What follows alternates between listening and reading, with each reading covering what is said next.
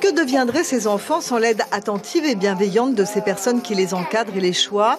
Et se pourrait-il qu'une telle équipe composée de médecins, de kinés, d'infirmières, d'éducateurs, de psychomotriciens et d'aides-soignants fonctionne sans un chef d'équipe suffisamment fort pour insuffler de l'énergie à tous au bon moment? C'est elle qui sert de courroie de transmission, Pauline, qui vient de consacrer la quasi-totalité de sa vie professionnelle aux enfants polyhandicapés et qui continue bénévolement alors qu'elle est à la retraite. Pauline qui ne décroche pratiquement jamais. Le seul moyen, c'est de partir dans les îles. Comme ça, pour un mois, on n'en parle plus.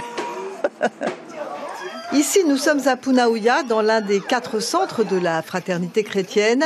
35 enfants et adultes lourdement handicapés y viennent chaque jour, suivis par une trentaine de personnes qualifiées. Les médecins mettent au point des protocoles à suivre. C'est pas du gardiennage. Il y a beaucoup qui disent que c'est de l'occupationnel. Non, pas du tout. On peut faire évoluer cet enfant et après on voit des améliorations à travers après une fois qu'il y a ces prises en charge par des paramédicaux. Et forcément, tout le monde y trouve son compte. Les parents, le personnel qui travaille avec ces enfants établissent un code, un rapport, une communication. Si par exemple l'enfant ne communique pas avec la voix, donc l'enfant communique avec les yeux ou avec des mimiques du visage, ou des fois les enfants qui peuvent bouger les bras, ils peuvent dire non, oui avec les bras, avec les mains, pour ceux qui peuvent bouger les mains.